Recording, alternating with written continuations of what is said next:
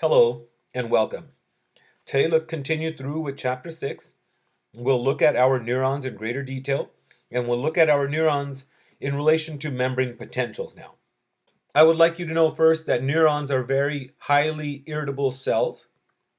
When we talk neurons, I'd like you to know when a neuron is adequately stimulated, an electrical impulse called an action potential or a nerve impulse, we can also refer to it as, is generated and conducted along the axon.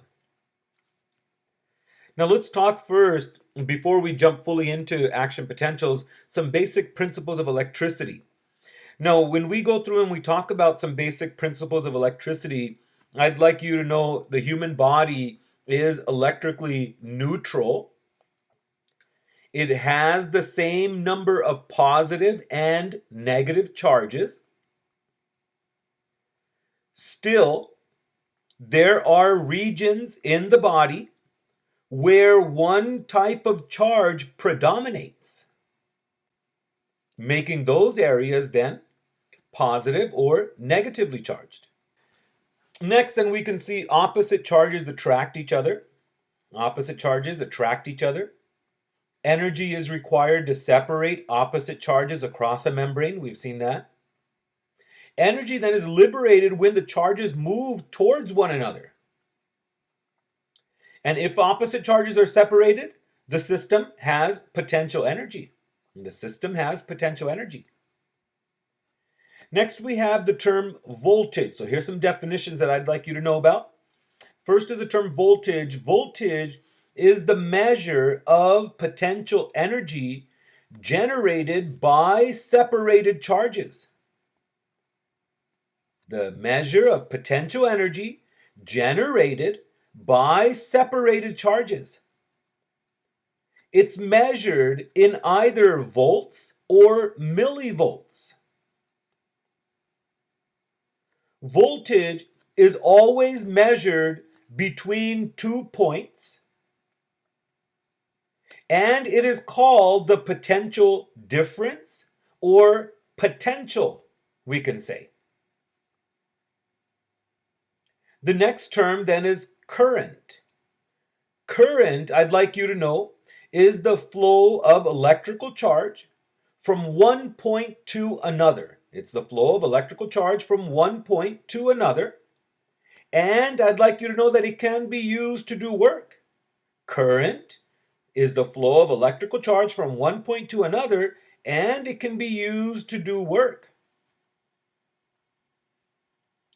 In the body, electrical currents reflect the flow of ions across cellular membranes. In the body, electrical currents reflect the flow of ions across cellular membranes. Next, then, let's talk about resistance.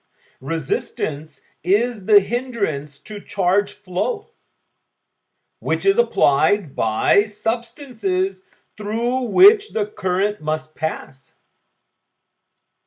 So you can think of resistance as an opposing force. It's an opposing force. Now, in relation to resistance, we have insulators and conductors. Insulators are going to be substances with high electrical resistance, and conductors are going to be substances with low electrical resistance. Next, then, I would like to mention to you guys Ohm's law. Now, Ohm's law, it gives us the relationship of voltage, current, and resistance. Now, it tells us that current is equal to voltage over resistance. I equals to V over R. So hence, current is directly proportional to voltage. The greater the voltage, the greater the current. There is no net current flow between points with the same potential. There is no net current flow between points with the same potential. And third, current is inversely related to resistance. And third, current is inversely related to resistance. The greater the resistance, the smaller the current.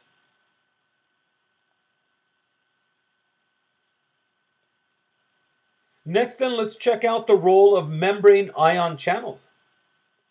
Membrane channels are large proteins that act as ion channels. Some channels are known as leakage or non-gated channels, and they're always going to be open. Other channels are gated. There are three main types of gated channels that we're going to go through and we're going to check out. So leakage and gated channels. Leakage, obviously, they're non-gated, always open. Gated, they're gated, so they're not always going to be open. And in the gated channels, you'll see part of the protein changes shape to open and close that channel. So when we talk three types, I was telling you, now we talk three types. They're chemically gated, the voltage gated, and mechanically gated channels. So let's talk first our chemically gated, or we can also refer to them as our ligand gated channels. Now our chemically gated or ligand gated channels, they open when a certain chemical is going to bind. Our chemically gated or ligand gated channels, they open when a certain chemical is going to bind to them. So let's actually look at that. Here we have an image depicting to us a channel that's closed, right? There's the receptor on the channel. So here it's closed, but now when this certain chemical is going to come and bind, we see here this neurotransmitter comes and binds, allowing then this channel to open, allowing sodium and potassium to move across. Allowing sodium and potassium to move then. So our chemically gated, ligand gated channels, they're going to open with the binding of a specific neurotransmitter. Second then, we have our voltage gated channels. Our voltage gated channels. Now they're going to open and close in response to changes in the membrane's potential. They will open and close in response to changes in the membrane potential. Basically, I'm saying they're going to open and close in response to changes in the membrane voltage. So let's look at that. So here, let's see, we have our channel. Here the channel is closed.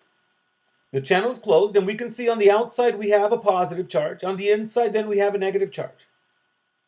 Now, when the voltage changes, here you see that causes the outside to have now a negative charge and the inside to have a positive charge. What that does then is it's going to open the channel. It opens a channel, allowing sodium then, or any other ion we may have there, to cross.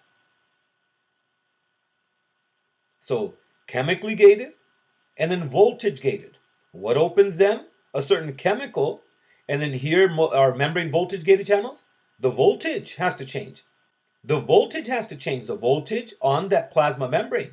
When the voltage on the plasma membrane changes, it causes the channels to open. Third then we have our mechanically gated channels. Now our mechanically gated channels, they're going to open and close in response to physical deformations.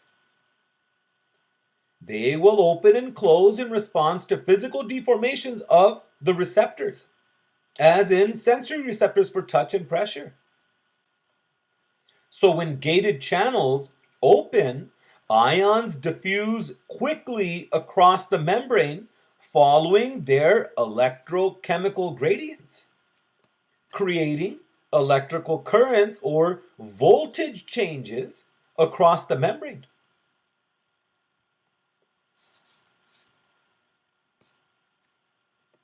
Or voltage changes across the membrane.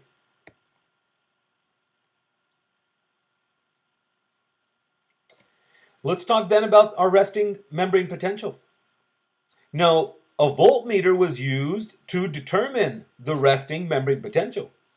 I'd like you to know there are two factors that generate the resting membrane potential. Number one, it's the difference in the ionic composition of the intracellular and extracellular fluid. And number two, differences in the permeability of the plasma membrane to these ions. We have leakage channels we've talked about and gated channels. Our leakage channels and gated channels are going to allow ions to flow across the membrane. So like I said before, a voltmeter was used. A voltmeter was used to measure the potential difference between the inside of a neuron and the extracellular fluid. So here we can see an example. So a voltmeter was used to measure the potential difference between the inside of a neuron and the extracellular fluid. It recorded a voltage. It recorded a voltage of minus 70 millivolts across that membrane. The inside having a negative charge while the outside has a positive charge. This potential difference in a resting neuron is called the resting membrane potential. And the membrane is said to be polarized at this voltage. The membrane is said to be polarized. Let's talk first about the differences in ionic composition. When we talk about the differences in ionic composition, I again want to remind you that the cell's inside contains a high concentration of potassium. Along with potassium, it'll contain magnesium, sulfate, and negatively charged proteins.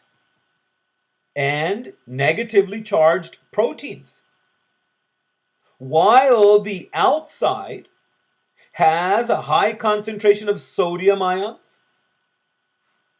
and chloride ions,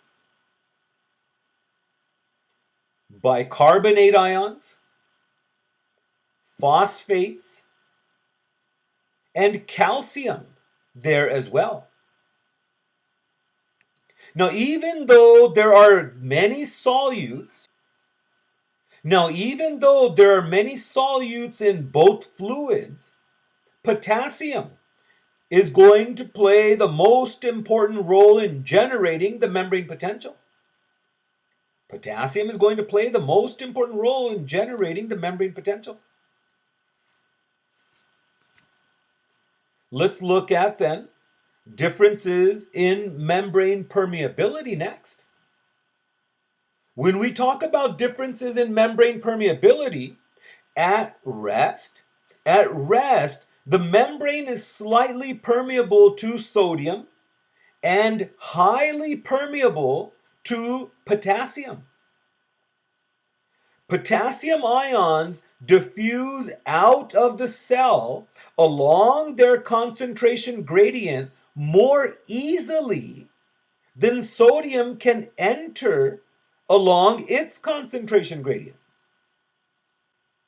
Potassium flowing out of the cell causes the cell to become more negative. Causes the inside of the cell to become more negative. Right? Think about that because it's a positive charge. Sodium trickling into the cell is going to cause the cell to become more positive. Therefore, the negative interior of the cell is due to a much greater ability for potassium to diffuse out of the cell than for sodium to diffuse into the cell. Now, with all this potassium and sodium moving, you would think that the concentration gradient would equalize inside and outside the cell. This doesn't happen. This doesn't happen because of our ATP-driven sodium-potassium pump. Our ATP-driven sodium-potassium pump is going to be ejecting 3 sodium from the inside and then transporting 2 potassium back into the cell. This sodium-potassium pump, it stabilizes the resting membrane potential by maintaining the concentration gradients for sodium and potassium.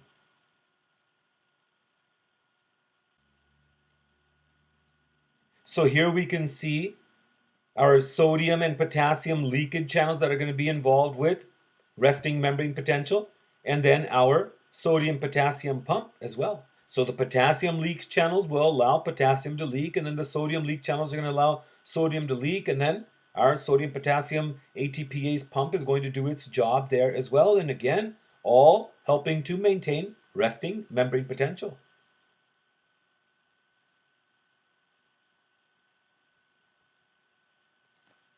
So let's check out this short video here.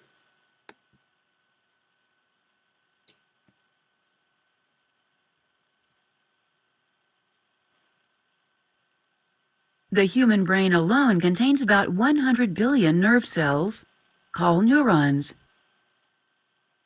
A neuron, like every other cell, has positively and negatively charged ions, inside and outside. Further, a resting neuron has a greater negative charge on the inside surface of the plasma membrane and a greater positive charge on the outside surface. This partitioning of charge creates a voltage difference across the membrane known as the resting membrane potential, which can be measured using a voltmeter. On average, an intracellular electrode records a value of minus 70 millivolts. The resting membrane potential depends on two factors. First, it depends on the presence of sodium and potassium gradients across the plasma membrane. Specifically, there are more sodium ions outside the neuron than inside, and more potassium ions inside the neuron than outside. Second, the resting membrane potential depends on the differential permeability of the plasma membrane to sodium and potassium ions. Leak channels in the plasma membrane allow sodium and potassium ions to diffuse or leak down their concentration gradients. The membrane contains many more potassium leak channels than sodium leak channels. Thus, the membrane is much more permeable, or leaky, to potassium ions. As positively charged potassium ions leak out of the neuron, the inside surface of the membrane becomes negatively charged compared to the outside surface. If potassium was the only ion moving, the potential would stabilize at minus 90 millivolts. However, positively charged sodium ions leak into the neuron, which slightly offsets the negative charge and raises the voltmeter reading to minus 70 millivolts. Sodium-potassium pumps actively transport sodium ions out of the neuron and potassium ions back in, compensating for the sodium and potassium leaks. Thus, the pumps help to maintain the resting membrane potential.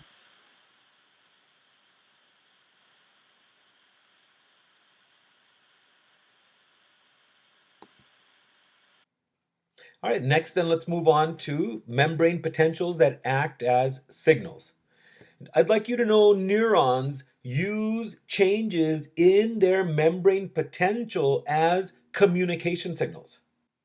Neurons use changes in their membrane potential as communication signals to receive, integrate, and send information. A change in membrane potential is going to be produced two different ways. Number one, a change in membrane potential is produced by anything that alters ion concentration on the two sides of the membrane. Or number two, by anything that changes membrane permeability to any ion. Changes in membrane potential can produce two types of signals. The first type is graded potentials.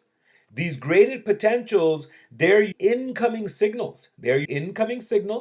And they're going to operate over short distances only. Second type of signal are action potentials. Action potentials are going to be long distance signals of the axons. Long distance signals of the axons. Graded potentials now, incoming signals, they operate over short distances, we said. Now they're going to be found on the dendrites or even on the cell body. Next, then, we have two terms used to describe changes in membrane potential relative to resting membrane potential. The first term is depolarization, and the second term is going to be hyperpolarization that I'd like to discuss. So first, let's talk depolarization. When we talk depolarization, depolarization is going to describe a decrease. It describes a decrease in membrane potential. Now, when we talk about having a decrease in membrane potential, here we're saying that the inside of the membrane becomes less negative. It moves closer to zero compared to resting potential. So it's like, let's say if our resting potential is at minus 70 millivolts and we move towards minus 65. Or if we're at minus 70 millivolts and we move towards a positive number. So here we can see that with this slide. Here we can see if we were to go and check the voltage here in this segment right in here, we could see we've got it at minus 70. So here we are at minus 70. So now here what can happen is you can see we can have a slight depolarization occur where we are going to move away from the minus 70 and towards a number that's going to be less negative or more positive. So this phase is the depolarization phase. And then you can see it goes back down to resting potential. The next term then is hyperpolarization. The term hyperpolarization is going to be an increase.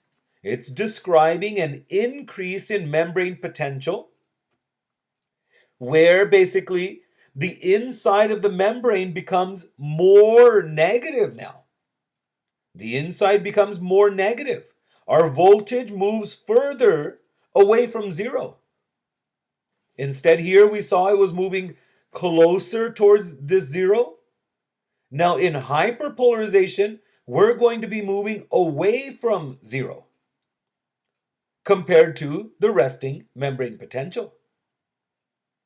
It's like saying we're going from minus 70 to something even greater than that, minus 75, minus 80 millivolts. So here you can see now, when we talk hyperpolarization, here we've got this area here being tested, and here we see the voltage is remaining at minus 70 millivolts, and then here it becomes less than minus 70 millivolts. It's at like minus 75 millivolts.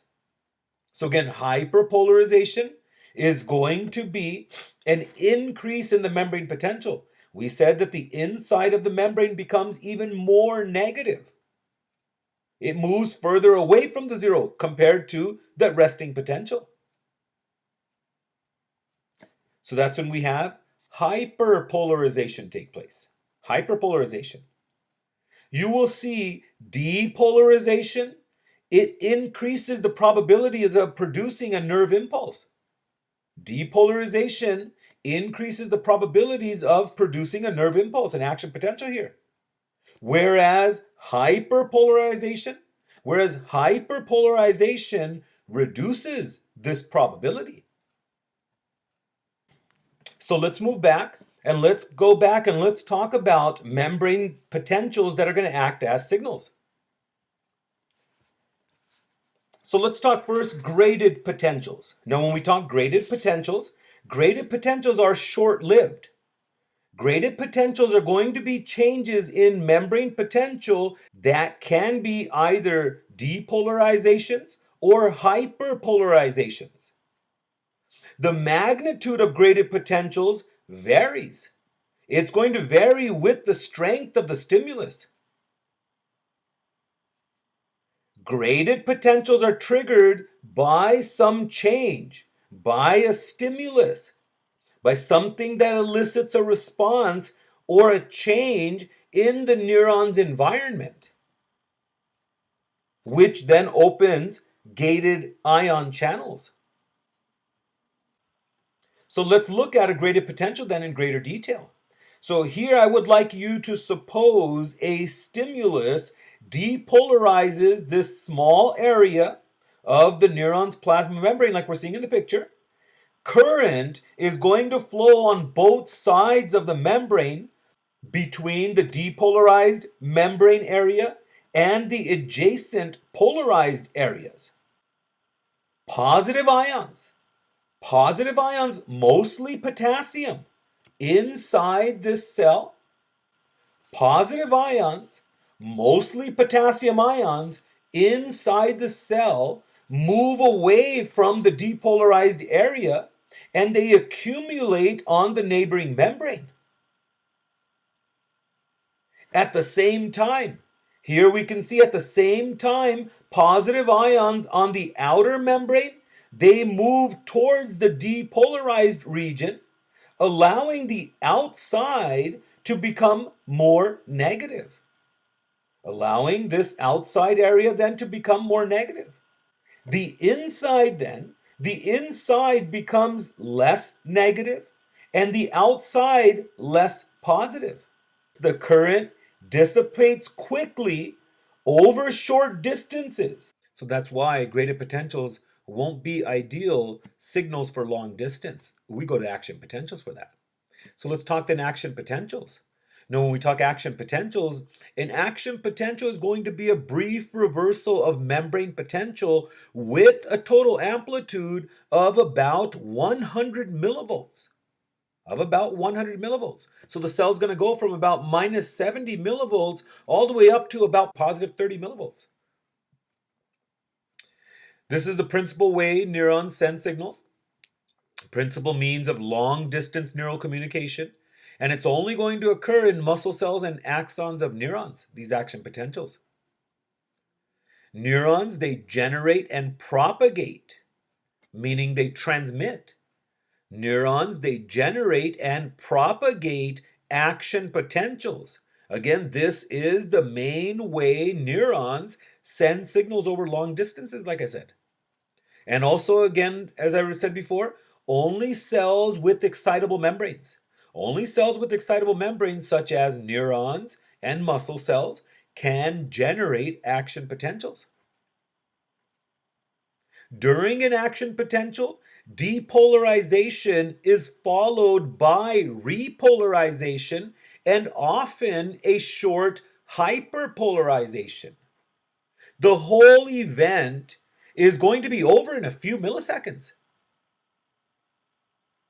Action potentials, they do not decay or they do not die off with distance like graded potentials did. A neuron generates a nerve impulse or an action potential, we said, only when adequately stimulated. The stimulus changes the permeability of the neuron's membrane by opening specific voltage-gated channels on the axon. These channels, they will open and close in response to changes in the membrane's potential. The channels, they're activated by graded potentials that spread to the axon from the dendritic and cell body membranes. The transition from graded potential to action potential, that transition is going to take place at the axon hillock. So let's look at the generation then of an action potential. Now let's start with the neuron in the resting or polarized state. In the resting or polarized state, all the sodium gated and potassium gated channels are going to be closed. Only the leakage channels are going to be open. Potassium leak channels will take the membrane to about minus 90 millivolts, but sodium leak channels are open too. And that balances the cell to about minus 70 millivolts. Now there's an equation, it's called the Nernst equation, which helps us to determine the voltage for basically every single ion that we have. So in the resting state, all sodium channels are going to be closed, as we said.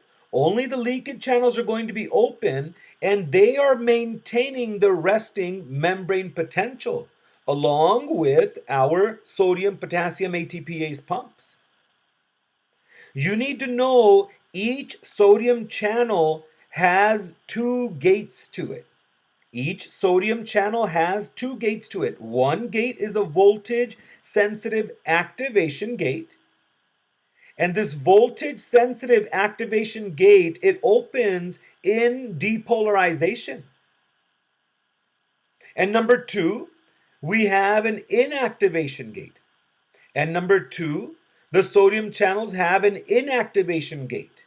The inactivation gate, it blocks the channels once they open.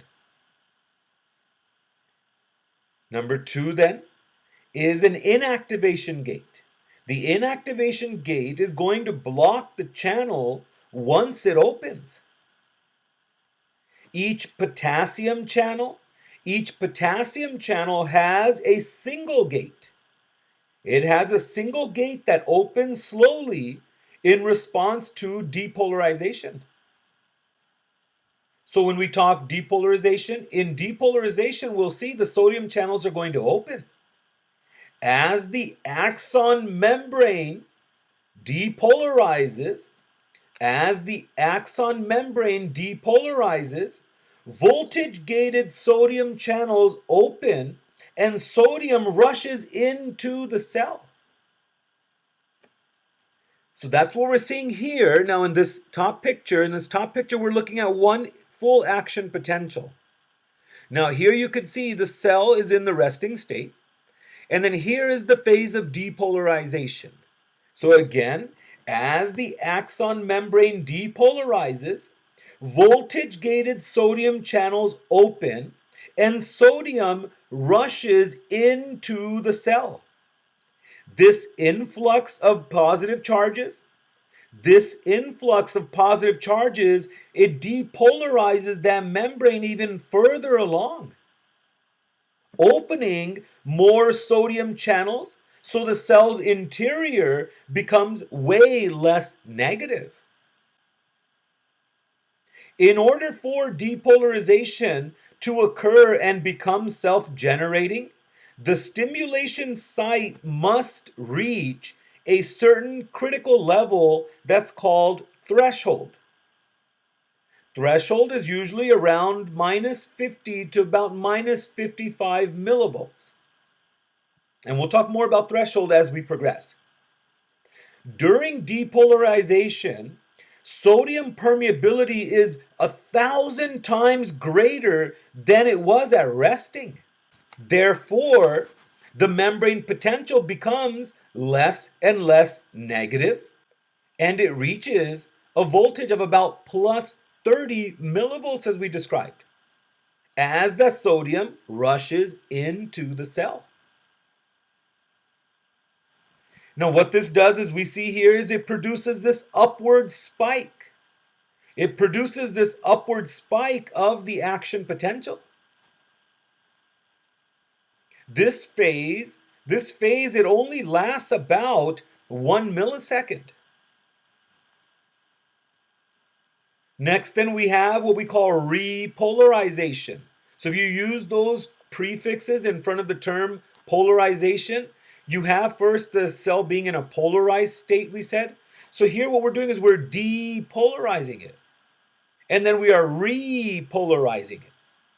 So when we talk repolarization, the sodium channels are inactivating and potassium channels here are going to be open. So here, when we talk repolarization, as the sodium channels inactivate, sodium's entry is going to begin to decline. As the sodium channels inactivate, sodium entry declines, and the potassium voltage-gated channels open, and potassium is going to rush out of the cell. This restores the internal negativity of the resting neuron. So it takes us back down to the negative charge we were at. Repolarization, I want you to know, repolarization is due to a decline in sodium permeability and an increase in potassium permeability. Then we have this phase, hyperpolarization. Hyperpolarization, we'll see here some potassium channels, they remain open. So here in hyperpolarization, the time period of increased potassium permeability happens to last longer than needed. Then the excessive potassium efflux is going to cause the membrane permeability to dip slightly and become hyperpolarized. Does that make sense? Hyperpolarized. So if you see here, we were polarized here, but now we are hyperpolarized. We're even more polarized. And then here you can see what's going to happen is leakage channels will kick in and they're going to get voltage back to what it should be at. So let's talk again about threshold.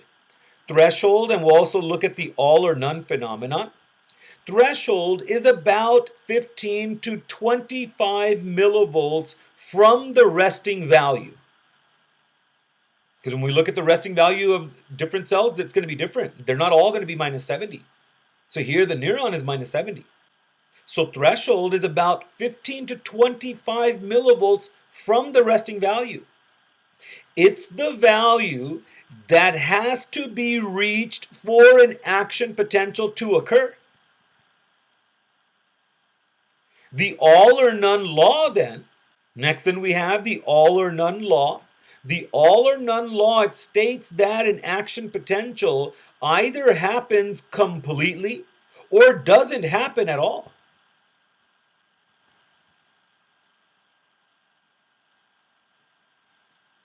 So here then, looking back at the action potential, you can look at the ions and see which ion had greater permeability at which phase of the action potential. So here we can see they're showing us the action potential here in kind of this pink color. And you can see here then, first, as depolarization occurs, look at here, we have increased sodium permeability taking place, like we described. So here, as depolarization is going to come to an end and repolarization is going to begin, you can see that permeability for sodium starts to decrease while the permeability for potassium is beginning to increase. And that's what's going to allow us then to bring that voltage back down as we described.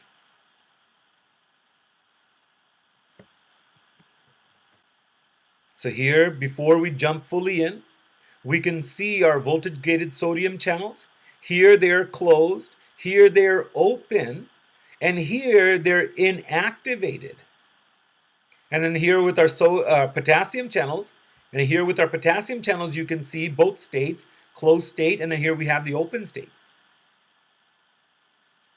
So let's look at all these events. Now, in the resting state, you can see our sodium and potassium channels we said are going to be closed. And then here when we reach the depolarization phase, now in the depolarization phase, you can see our sodium channels are open, our potassium channels remain closed.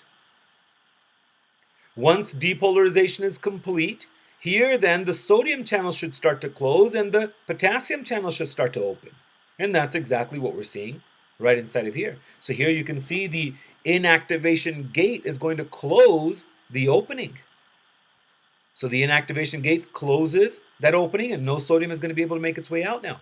While at the same time, our potassium channels open up, allowing then for repolarization to occur. And then if these potassium channels remain open too long, then hyperpolarization occurs. And then they'll close, restoring the voltage back to the resting state. Taking us back to the resting state.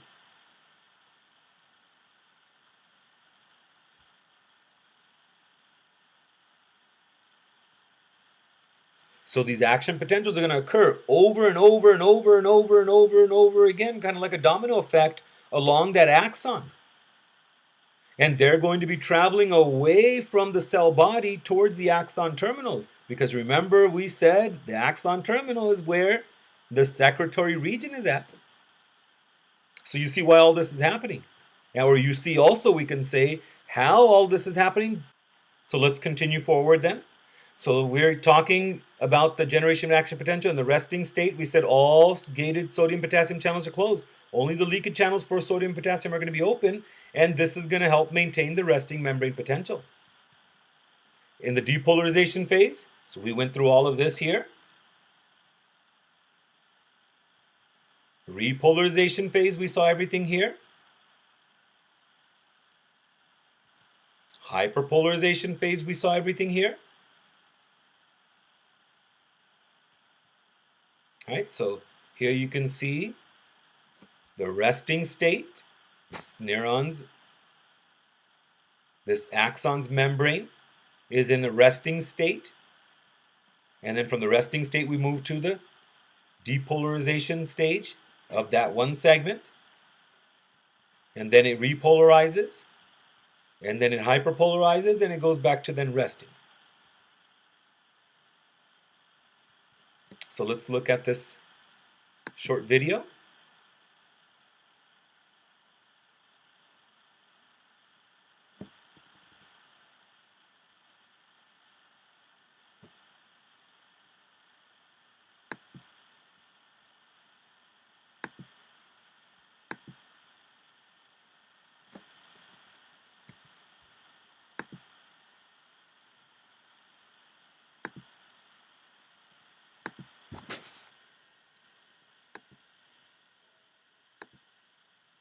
All right, so let's go ahead and watch this short video.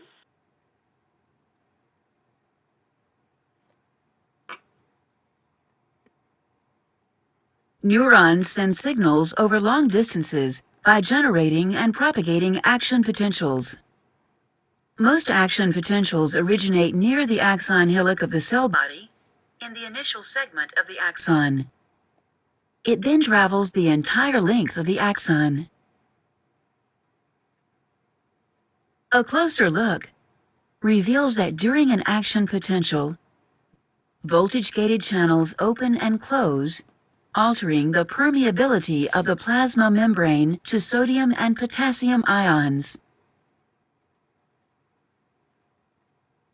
A threshold stimulus changes the shape of the voltage-gated sodium channels, causing their activation gates to open. This event marks the beginning of phase 1 of the action potential, known as depolarization. As sodium ions diffuse into the axon, the membrane potential becomes less negative. This causes more voltage-gated sodium channels to open. So you got to remember, this is on an axon, and this is just one segment of that axon. Then this segment gets excited, it's going to excite the next segment, then it'll excite the next segment, then it'll excite the next segment. This is what I was saying, it's like a domino effect all the way through. And the membrane potential soars to plus 30 millivolts. At this point, two key events occur. The inactivation gates of voltage-gated sodium channels close, and voltage-gated potassium channels open. These two events mark the beginning of phase 2 of the action potential, known as repolarization. As potassium ions diffuse out of the axon, the membrane potential becomes negative again. However, the membrane potential continues in the negative direction, going beyond the resting state of minus 70 millivolts. This marks the beginning of phase 3 of the action potential, known as hyperpolarization. During this phase, voltage-gated potassium channels close and all voltage-gated sodium channels are released from inactivation. By the end of this phase, ions move through leak channels only, and the membrane potential returns to the resting state of minus 70 millivolts. The neuron is now ready to fire another action potential. Summary: generation of an action potential. A threshold stimulus opens voltage-gated sodium channels. Sodium ions diffuse into the axon, depolarizing it to plus 30 millivolts. Voltage-gated sodium channels close, and voltage-gated potassium channels open. Potassium ions diffuse out of the axon, repolarizing it to a negative value. The membrane potential briefly hyperpolarizes. Voltage-gated potassium channels close, and the membrane returns to the resting state of minus 70 millivolts.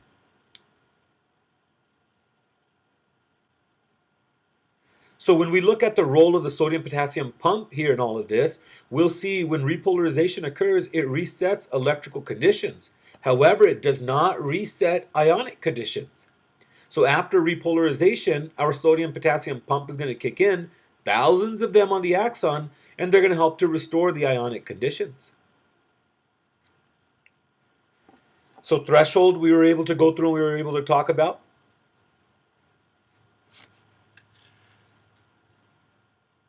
Here it says 15 to 20. I told you 15 to 25.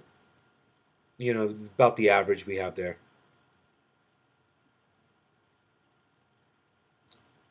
All or none phenomenon we talked about. Let's move down to propagation then of an action potential. So here when we're talking about the propagation of an action potential, I want you to know that this speaks about transmitting the action potential along the axon's entire length. As an action potential is going to get generated, it depolarizes adjacent membrane areas in the forward direction. As an action potential is generated, it depolarizes adjacent membrane areas in the forward direction, triggering action potentials there too. So when we talk propagation, propagation is going to allow the action potential to serve as a signaling device.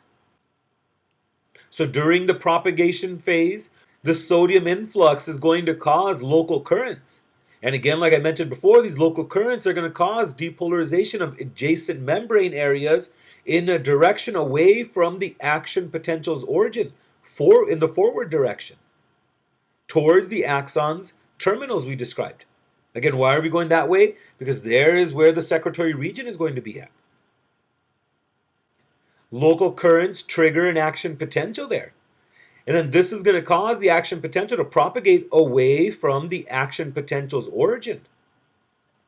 Again, going towards the axon terminals.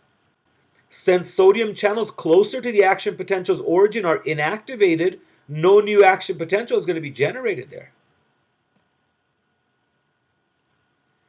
Once initiated, an action potential is going to be self-propagating.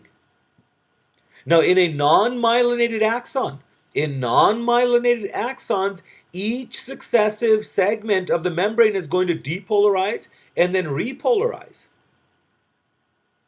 When we talk propagation in a myelinated axon, it's different. In a fully myelinated axon, the action potential is going to start at the beginning where the axon hillock is at, and it's going to make its way all the way to the end. In a partially myelinated axon, we talked about having nodes of Ranvier. And we saw what happens at the nodes of Ranvier. An action potential gets regenerated at each node. So that's why we said in a fully myelinated axon, the signal is going to be transmitted the fastest. So if you have to write this as an essay, you will be writing that essay with propagation in there, because we're going to talk about it on the essay in a non-myelinated axon. So you have to be able to describe this segment at least a couple of times to explain that action potential is traveling down that axon away from the origin of the action potential and towards the axon terminals. Because 100% I'll tell you now, we won't do the fully myelinated one. It's so easy. I told you it starts in the beginning and the action potential makes its way to the end. That's it. And in the partially myelinated one I've given you there, and this one here, you have to be able to explain that there is going to be propagation, and that propagation is going to cause movement of the action potential in a direction away from that action potential's origin. It's going to propagate away. So here we can see exactly that. Here we've got an electrode from our voltmeter stuck into here. So as soon as the current flows right by it, we're going to be able to see what it's going to create. So here now what happens in the initial segment of the axon, you see here we have an action potential take place. It causes the voltage outside to change to an opposite voltage. And then here you see the inside as well change. And now this action potential is going to start propagating. So the sodium channels, you can see in this area open up, allow sodium in, okay? And then potassium is going to make its way out. So you have a depolarization, then a repolarization, hyperpolarization, and then back to resting here. And then that's going to happen in the next segment as well, because what type of channels do you have here also? The same voltage gated channels. And the voltage is changing, because the voltage here we said was minus 70. All of a sudden it's plus 70. So these sodium voltage sensitive gated channels that are around here are going to pick up on that. And this causes them to depolarize. And so you see why it's like a domino effect. So the next segment then is going to depolarize, and you have that depolarization wave spreading in the forward direction while the repolarization wave is following behind it. So you can see here now, once we pass to this electrode, what it causes on our graphic reading. It causes this upstroke that now you're familiar with, we called the depolarization phase. All the sodium channels opened up in this area here, allowed sodium to rush into the cell, and that caused, you can see the inside of the cell to become more positive, and that makes sense because sodium has a positive charge. The inside we said is negative, so when you start to add positive charges to the inside, which is negative, it's going to make that positive too. And that's exactly what you're seeing here. And now look at here what's going to happen to the segment after the depolarization wave is passed. Look at here, that repolarization wave is passing now. And the depolarization wave is happening upstream. So you can see the next segment is getting depolarized. And as it's getting depolarized, the segment behind it is getting repolarized. And that's going to continue all the way to the end where the axon terminals are at.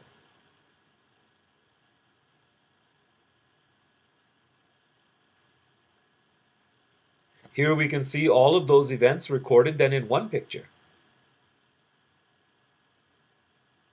This is happening in our neurons. Fascinating. So this is how they send their signals. Because we're going to see this electrical signal is going to become a chemical signal later on. And then it can regenerate another electrical signal. So it goes electrical, chemical, electrical.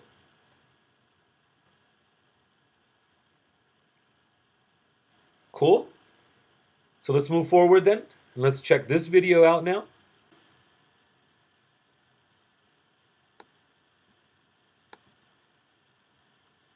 Action potentials propagate in a continuous fashion in unmyelinated axons.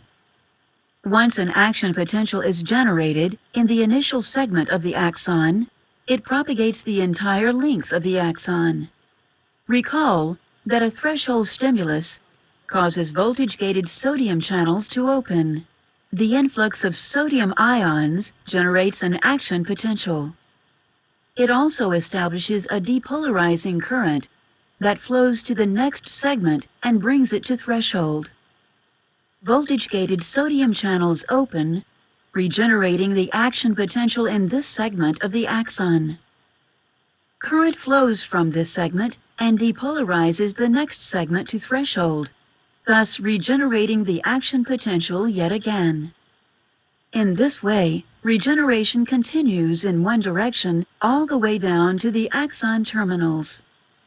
The basis for So here we can see now, here is our neuron, so I don't have to draw it. Here we can see is our neuron, right? Here's the cell body we described. Inside here we have the nucleus, the nucleolus, and then the usual organelles. And then here we've got our dendrites. The dendrites also contain the usual organelles. And the dendrites and the cell body are going to serve as our input receptive regions, but the dendrites are the primary input receptive regions, we said, right? And then now here, as soon as the graded potential comes in here and excites this dendrite, and it's basically a stimulus that's strong enough to excite this neuron, we're going to trigger then an action potential.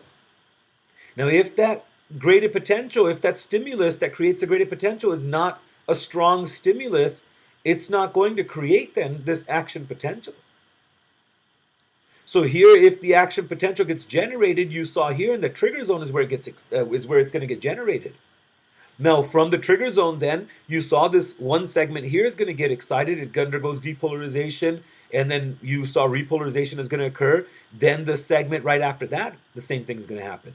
Then the segment next, same thing is going to happen. So depolarization, depolarization, depolarization, then repolarization, repolarization, repolarization, and that wave is following all the way through. So I'm just going to rewind this a bit, and we'll rewatch that again. Sometimes if these videos don't play here, sometimes if the videos don't play, you might have to kind of click it right in here, get it going, and then you can rewind it and then start it over again. Action potentials propagate in a continuous fashion in unmyelinated axons. Once an Again, remember, unmyelinated, we're going to do unmyelinated. action potential is generated in the initial segment of the axon, it propagates the entire length of the axon.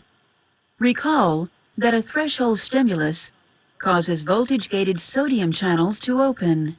The influx of sodium ions generates an action potential. It also establishes a depolarizing current that flows to the next segment and brings it to threshold. Voltage-gated sodium channels open, regenerating the action potential in this segment of the axon. Current flows from this segment and depolarizes the next segment to threshold, thus regenerating the action potential yet again. In this way, regeneration continues in one direction all the way down to the axon terminals. The basis for unidirectional propagation is revealed when we take a Remember, the terminal boutons are over here. Okay? And in the terminal boutons is where we're going to find the chemicals and neurotransmitters that we want to release. And remember when we talked about releasing things out of vesicles, out of a cell, we referred to that as, very good, exocytosis. closer look. By the end of the depolarization phase of the action potential, all voltage-gated sodium channels inactivate and voltage-gated potassium channels open.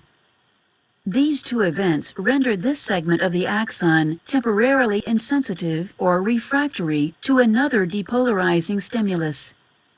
However, voltage-gated sodium channels in the downstream segment are closed and receptive to a depolarizing stimulus. Thus, propagation occurs sequentially down the axon to the axon terminals. In myelinated axons, action potential propagation is a bit different. Here they propagate in a saltatory or leaping fashion. The myelin sheath consists of So in the partially myelinated axons, we call it saltatory conduction. It's important you understand that there as well. Okay? Saltatory conduction or a skipping type of a junction, because what happens is the action potential has to get regenerated here. And I told you it takes off and then it has to get regenerated here. And then it goes through, then it has to get regenerated in the next segment. So that's a saltatory type of conduction. in a saltatory or leaping fashion. The myelin sheath consists of multiple layers of tightly wrapped glial cell membrane. But this sheath is not a continuous one. Exposed areas of axonal membrane, known as nodes of Ranvier, occur at discrete intervals. Voltage-gated sodium channels are abundant in the nodes, but largely absent between nodes. So, action potentials are regenerated at each node, not in areas covered by the myelin sheath. However, the myelin sheath does provide the insulation necessary for the rapid spread of depolarizing current. And the sooner the nodes reach threshold, the faster action potentials propagate along the axon. Saltatory conduction is extremely fast. Velocities often exceed 100 meters per second. In contrast, continuous conduction is fairly slow. Velocities rarely exceed 2 meters per second. Nevertheless, Both continuous and saltatory conduction propagate action potentials over varying distances because action potentials regenerate along the way.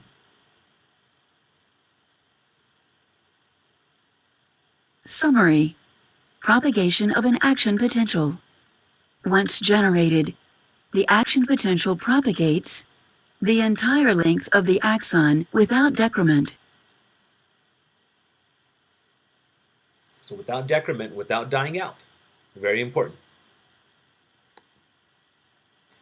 Next, then, let's talk about coding for intensity, coding for stimulus intensity.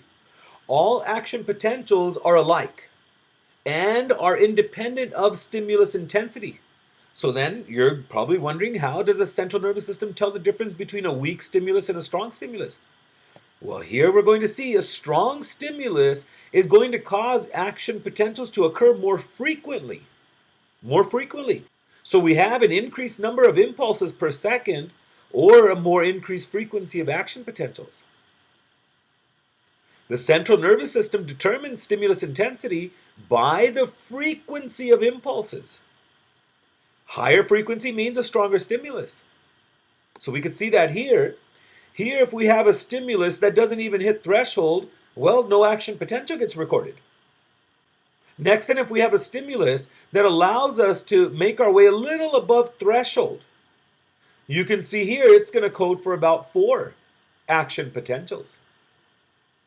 So third, here we can see if we have a stimulus that's almost double the intensity of our first stimulus, excelling above threshold, you can see it causes then a higher frequency of action potentials. So here we can see now we have 1, 2, 3, 4, 5, 6, 7, 8, 9, 10, 11 action potentials. So again, strong stimuli cause action potentials to occur more frequently.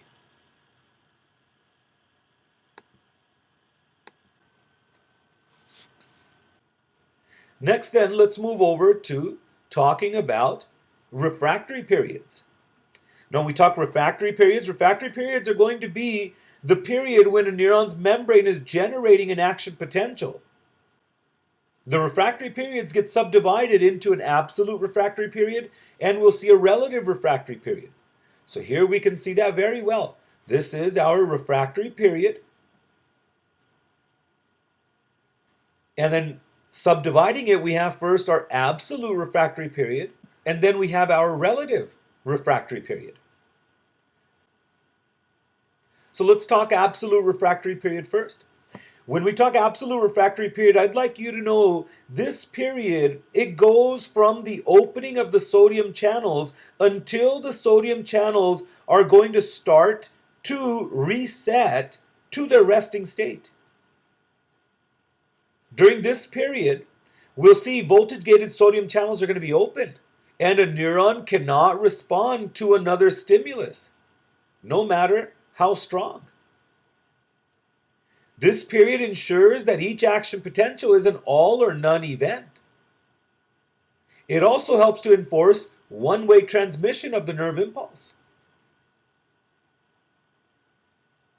Next then is our relative refractory period.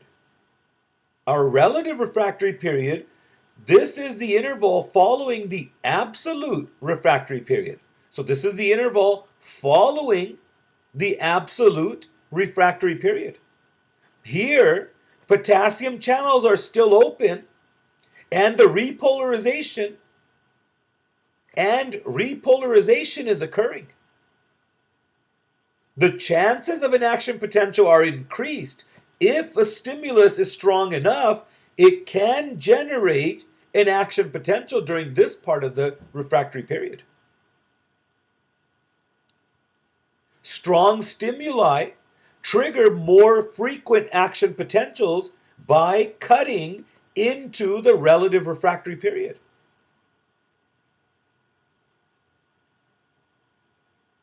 Again, strong stimuli trigger more frequent action potentials we saw. How then? By cutting into the relative refractory period. And you can see that here. That hyperpolarization is not going to be as pronounced with higher frequencies.